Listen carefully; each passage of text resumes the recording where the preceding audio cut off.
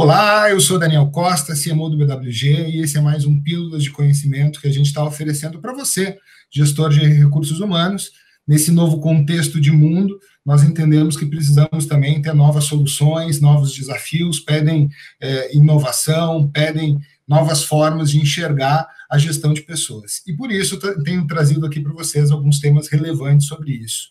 E hoje estamos aqui com o André Pascoal. André, que é nosso diretor de Key Account no BWG, que vai falar um pouquinho para a gente sobre engajamento e performance nesse novo contexto de mundo. André, muito bem-vindo. Oi, pessoal, é um prazer estar aqui com vocês. Espero poder contribuir aí com esses temas tão atuais e impactantes para a gestão de pessoas. E já que a gente está falando de engajamento e performance, a gente está falando também de avaliações de desempenho. Essas avaliações de desempenho tradicionais, como a gente conhece, a minha primeira pergunta é: como as pessoas se sentem diante da avaliação de desempenho nas empresas? Em muitas empresas já foi possível coletar essa informação através de pesquisas de clima, por exemplo.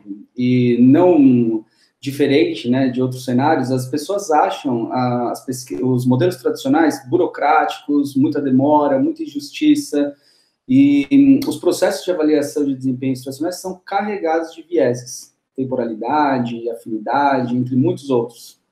Então, há um desperdício enorme de esforços produzindo horas e conteúdos para esses processos, o que gera uma imensa lacuna de produtividade. E aí me conta um pouquinho, assim, o que existe de novo, né? E pensando nos conceitos, quais são as novas formas, qual é o entendimento aí da neurociência, da psicologia, da administração sobre métricas de desempenho nas empresas? Cada vez mais, as empresas estão abandonando os modelos tradicionais e adotando novos modelos mais fluidos, mais cadenciados, mas, de uma certa forma, é muito importante honrar o nosso histórico, né? O que nos trouxe até aqui. Por isso, eu acredito que a evolução desse modelo, ela começa num processo de mudança cultural.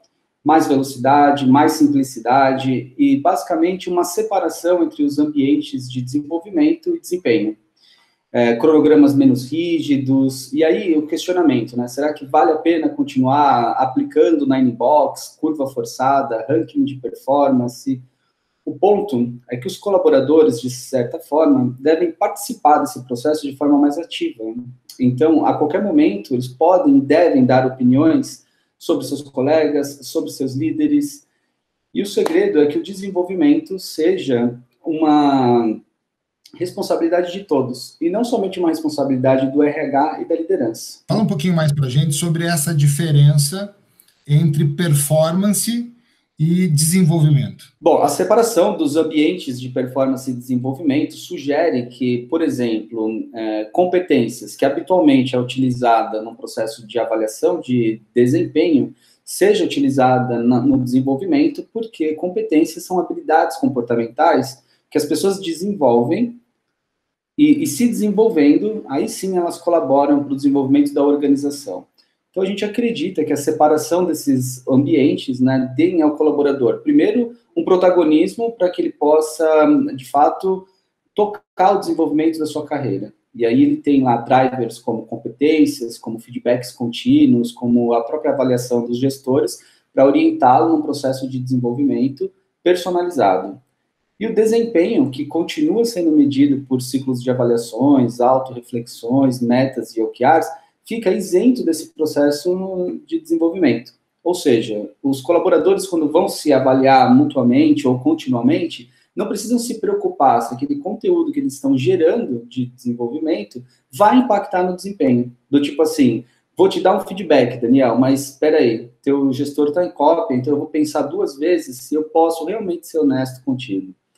Então, a gente, separando os universos, né, os colaboradores se sentem mais à vontade e até mais protegidos para poderem se desenvolverem continuamente. Deixa eu ver se eu entendi. Você está falando sobre a criação de um ambiente de segurança psicológica para que o feedback aconteça tanto para o desenvolvimento quanto para a performance de uma maneira mais agregadora de valor para o indivíduo, é isso? Perfeito. Mas é um paradigma, porque imagina os RHs quando pensam nesse sentido, né? Será que a gente não vai conseguir controlar esse espaço? o que será que vai acontecer nesse ambiente de segurança psicológica. Mas o feedback de qualidade, e para ser isento dos vieses que a gente comentou, ele precisa estar guardado dentro desse ambiente para que as pessoas que estejam participando do processo estejam tranquilas de que aquela troca de informação estão restritas àquele ambiente, entre elas. Então, veja, o que o RH pode fazer para se acostumar com essa ideia? Orientar o processo de feedback. E aí existem inúmeras tecnologias que ajudam isso, né? Por exemplo, a gente comentou sobre competências, né? Dá para você trabalhar competências, né? Drivando os feedbacks das pessoas para que elas avaliem competências pré-selecionadas por perfis. E quando você vai para um processo de feedback qualitativo, você também pode trabalhar em inúmeros templates com métodos tipo SCI, né? Situação, comportamento, impacto, SKS e tantos outros, que deixa um pouco mais fechado o escopo de dissertação sobre feedback. E já que você falou sobre tecnologia, como a tecnologia pode ajudar nesse contexto? As tecnologias, elas ajudam os RHs a tomarem decisões embasadas em dados. Então, as tecnologias, elas absorvem todo esse insumo, né, todas essas informações que são produzidas e ajudam na economia de tempo, na economia de dinheiro.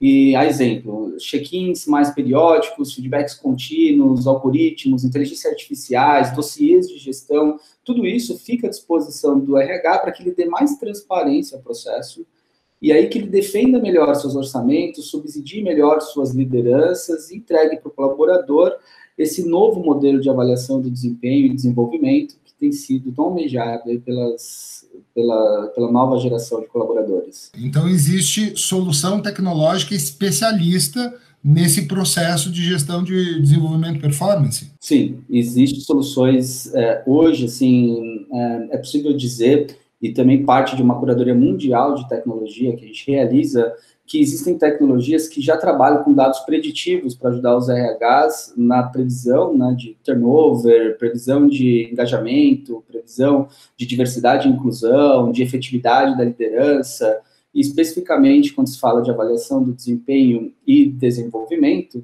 tecnologias que ajudam o colaborador a partir de um plano de ação estruturado, né, disponibilizando ali conteúdos, transformando as pessoas que são bem avaliadas nos processos de feedback contínuo em multiplicadores do processo de desenvolvimento.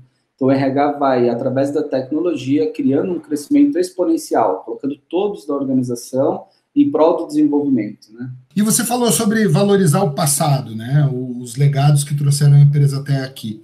Então, me conta um pouquinho como é que funciona esse depara, né? Como é que a empresa sai de um modelo tradicional e vai para esse novo mindset, onde a tecnologia acaba sendo um grande propagador aí da gestão do desenvolvimento, tanto para o indivíduo quanto para o RH, assim como da performance, daquilo que ele entrega. Como é que é esse movimento, como se faz essa migração? Em primeiro lugar, é preciso reconhecer que a transformação digital ela começa no mindset. Então, nesse sentido, é fundamental que os RHs, as lideranças e os colaboradores estejam sensibilizados para uma nova atitude.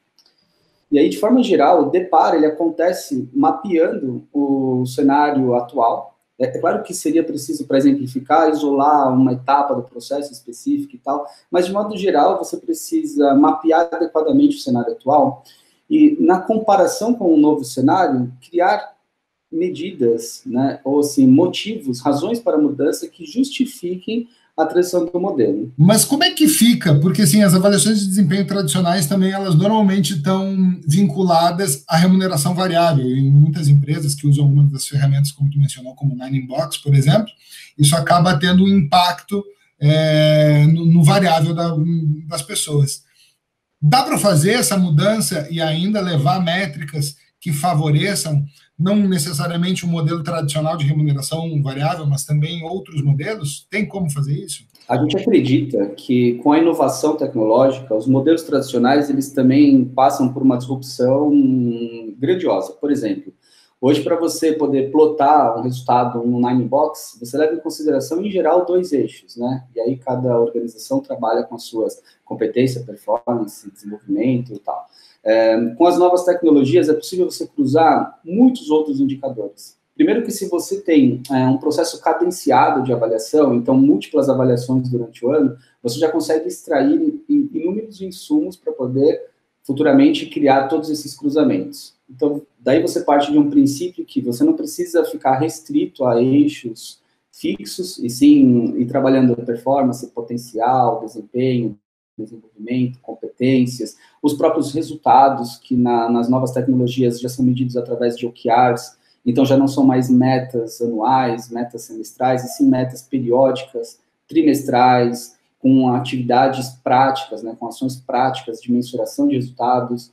Então, quando você plota tudo isso em um relatório de performance, né, desejando ali atrelar um PLR ou a qualquer outra bonificação, você consegue trazer para a pauta outros indicadores produzidos ao longo do ano que vão ponderar esse processo de decisão. Então, a performance que acaba sendo relacionada à remuneração variável, a gente consegue fazer, se depara, mas eu quero voltar num ponto, quando tu falou sobre o desenvolvimento, que o colaborador acaba tendo esse processo de desenvolvimento sob gestão dele próprio, né? É algo que ele se empodera do seu desenvolvimento, através também do apoio dos colegas, superiores, subordinados.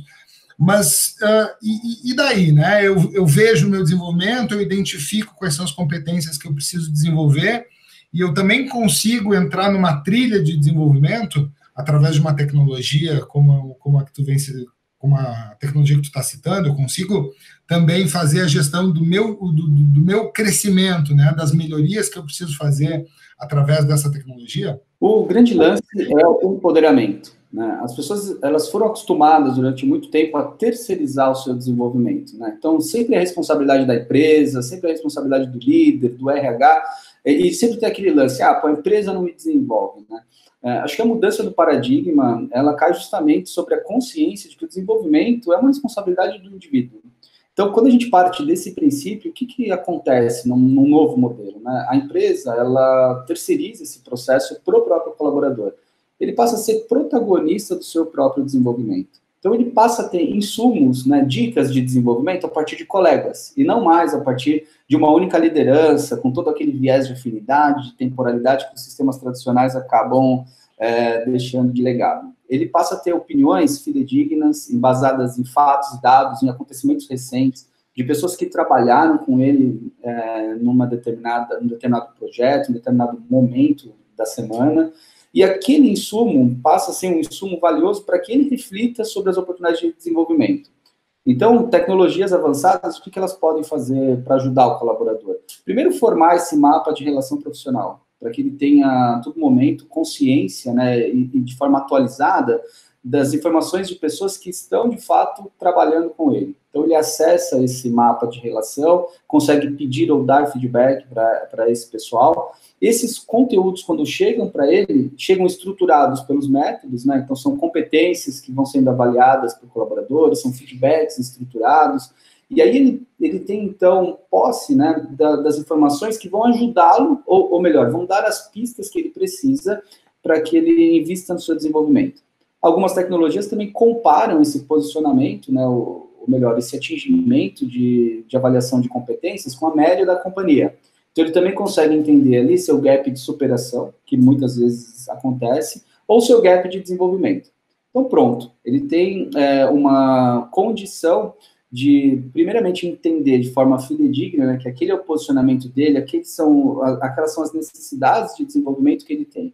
E aí a conexão disso com as trilhas de desenvolvimento, isso é um assunto bem abrangente, porque muitas empresas trabalham em universidades corporativas, têm inúmeros multiplicadores. Então, o que as tecnologias podem fazer nesse sentido é criar um ambiente, uma biblioteca de desenvolvimento, onde tragam esses insumos e conecte esse colaborador no LMS, no EAD, em outras plataformas, desculpa, mas que também dê a esse colaborador outros inputs de desenvolvimento. Por exemplo, pessoas bem avaliadas no processo.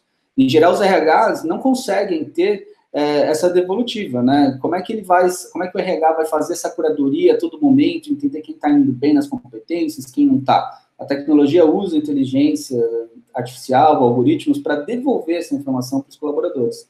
Então, quando acesso a minha biblioteca de desenvolvimento, tenho acesso às informações que a empresa disponibiliza para mim, cursos, treinadores, multiplicadores da universidade e tal, mas também acesso a colegas que foram bem avaliados nesse processo, do qual eu acredito, porque sei que é fidedigno, e ainda conteúdos como artigos e vídeos que são de uma curadoria mundial de informação, que podem ser tagueados com as competências, por exemplo. Bom, vamos mudar um pouquinho de assunto. Eu queria falar um pouquinho sobre clima organizacional versus o conceito de engajamento, né? A gente sabe que clima organizacional é uma expressão muito brasileira, muito latino-americana, até porque começou aqui essa expressão, mas o mundo usa o conceito de engajamento como um conjunto aí de fatores que a empresa proporciona, que estão relacionados ao EVP, que estão relacionados à marca empregadora e toda a jornada do colaborador.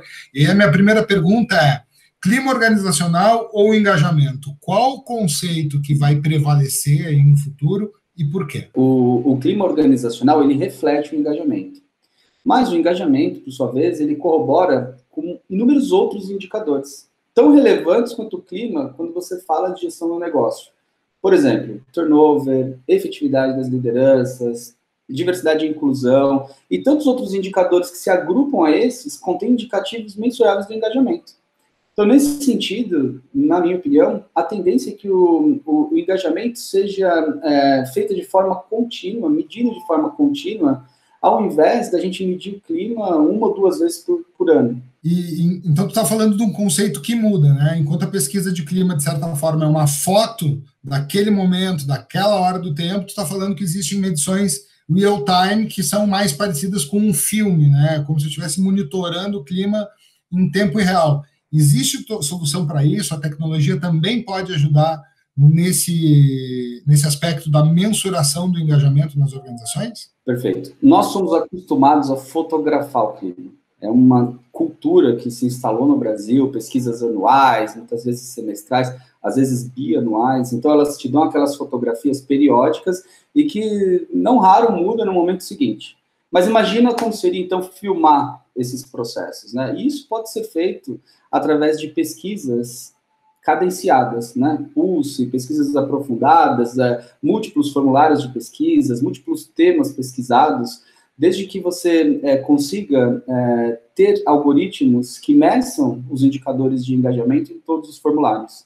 Então, você pode obter mensuração de engajamento numa pesquisa sobre o Covid-19 ou numa pesquisa sobre desligamento do colaborador, por exemplo.